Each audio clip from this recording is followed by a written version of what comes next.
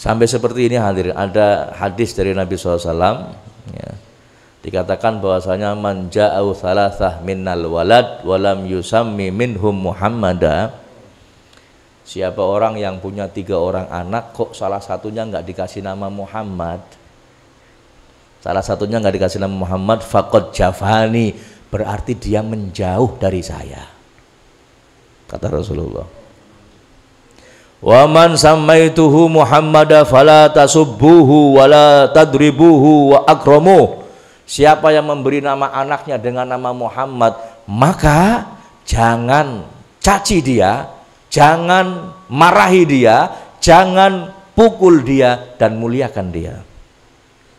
Wa kullu baitin fihi Muhammad mubarak, siapa rumah yang di dalamnya ada nama Muhammadnya, rumahnya berkah. Puji seneng Ahmad Fauzi ke. Siapa rumah yang ada nama Muhammadnya maka berkah. Makanya jangan terus Habib itu main aran karena Muhammad dan Ahmad. Kon gelem syukur ora gelem ya wis. Nyong luwih ngerti timbang sampean. Wis geri nurut bae di main aran Muhammad. Wah, kamu Muhammad tak kampungan. Kampungan keraine kawan kampungan. Dalban diarani Muhammad ora gelem. Ini lihat keutamanya hadirin. Rumah yang di dalamnya ada nama Muhammadnya maka diberkahi rumahnya oleh Allah Subhanahu wa taala.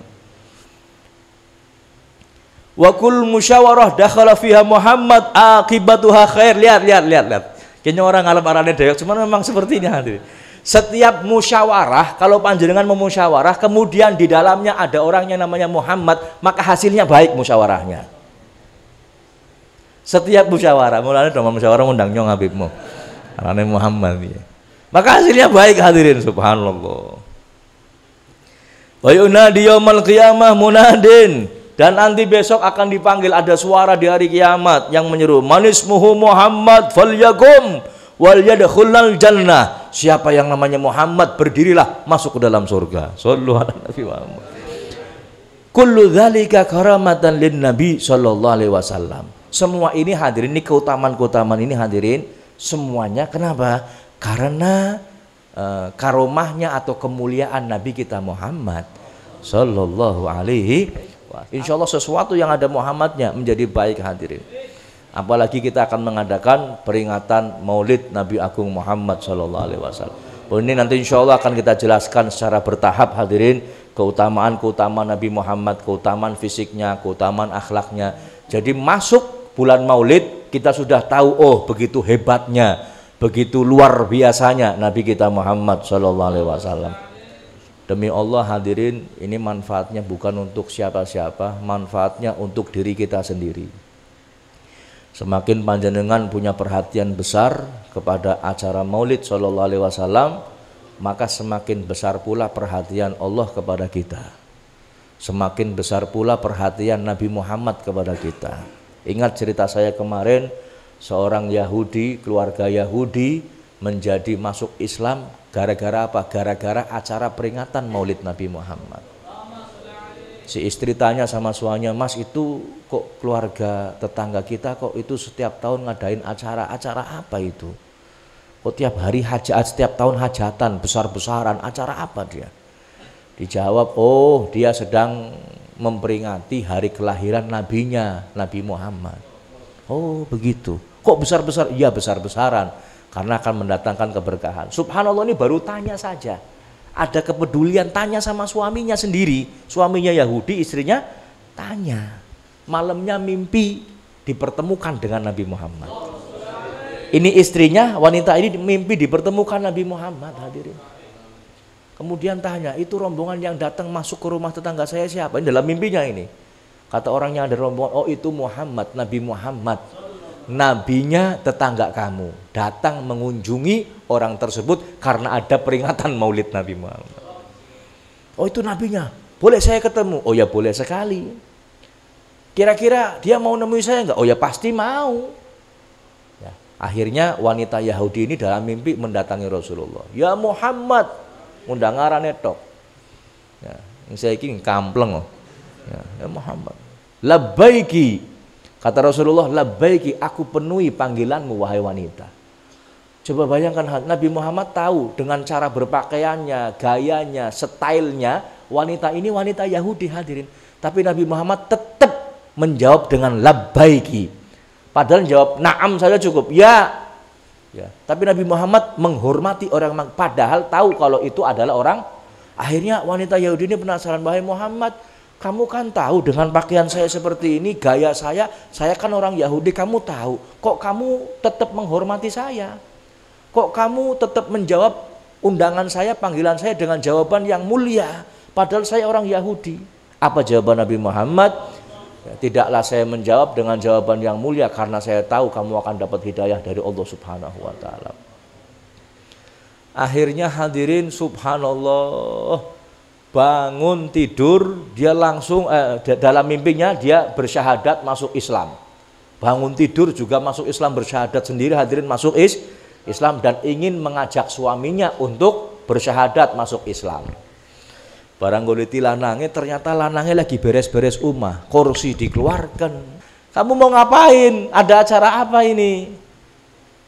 Saya mau ngadakan acara peringatan Maulid Nabi kayak tetangga kita. Kaget, loh, panjenengan kan dudu wong Islam, bisa ngadakna mauludan. Nyong kiye manjing Islam, sawise kon manjing Islam mau bengi nang tangane Kanjeng Nabi. Loh, berarti ngimpine bareng-bareng ngimpine. Masuk Islam hal ini gara-gara acara peringatan Maulid Nabi. Coba bayangkan. Ini manfaatnya, ini cerita bukan cerita dongeng kancil nyolong timun, bukan. Ini cerita nyata yang ditulis di dalam kitab Maulid Syarafal Anam hadirin. Ini luar biasa kisahnya. Ini kejadian di Mesir kalau nggak salah, kejadian di Mesir atau di Maroko. Kalau panjenengan acara bangun masjid, ngeluarkan besar, bangun pondok, ngeluarkan besar, kemudian santunan janda, ngeluarin besar, yatim, ini Maulid Nabi hadirin, Maulid Nabi itu melebihi itu semua. Kok bisa Bib? Kok bisa Bib?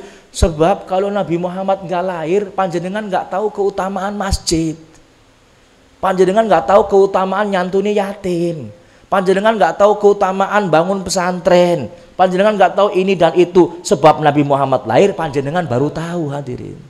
Paham ya? Paham ya? Silahkan. Jangan sampai yang punya uang, kita yang punya, jangan sampai hadirin tidak ada 1 rupiah pun yang masuk dalam acara maulid. Jangan sampai hadirin. Usahakan ada uang kita yang masuk untuk acara peringatan maulid Nabi SAW. Orang sudah membuktikan hadirin, ini nggak perlu banyak dalil, nggak perlu banyak dalil. Orang yang melakukan dengan ikhlas, tulus, sudah banyak buktinya. Mereka merasakan keberkahan yang luar biasa. Gini mau mboten? Laras mboten? Ya, bagi panjenengan yang sudah melakukannya akan merasakan keberkahan yang luar. Mungkin nggak kaya hadirin, tapi subhanallah diberi keberkahan yang berlimpah oleh Allah Subhanahu. Orang kalau sudah terbiasa menyepelekan amal yang kecil, 1 kali, 2 kali, 3 kali, nanti lama-lama menyepelekan amal yang besar. Kalau sudah menyepelekan amal yang besar, maka perbuatan maksiat yang dikerjakan. Naudzubillahimin. Jadi mulai dari yang kecil, kita sepele, jangan hadirin. Mungkin bisa jadi 1 rupiah yang dimasukkan itu adalah Allah ridho dengan perbuatan kita, ternyata kita dicatat sebagai penghuni surga. Kita nggak ngerti hadirin. Kita nggak tahu bagaimana amal yang diterima oleh Allah. Imam Ghazali mendapatkan keutamaan gara-gara membiarkan lalat untuk minum tintanya. Ya, sahabat Umar bin Khattab karena membebaskan seekor burung emprit yang dibebaskan dari tangannya anak kecil, dibeli kemudian dibebaskan. Begitu juga orang-orang yang lain, misalkan seperti seorang pelacur memberi minum anjing, dapat ridho dari Allah Subhanahu. Kita nggak ngerti hadirin. Amalan yang kecil perhatikan, yang besar pun diperhatikan. Insya Allah mudah-mudahan dengan amalan-amalan yang kita kerjakan, maka Allah berikan ridho kepada kita dan juga istiqomah di dalam menjalankannya dan diberikan pahala ketika kita mengerjakannya. Hadzal afu minkum wallahul muwaffiq ila aqwamit thoriq.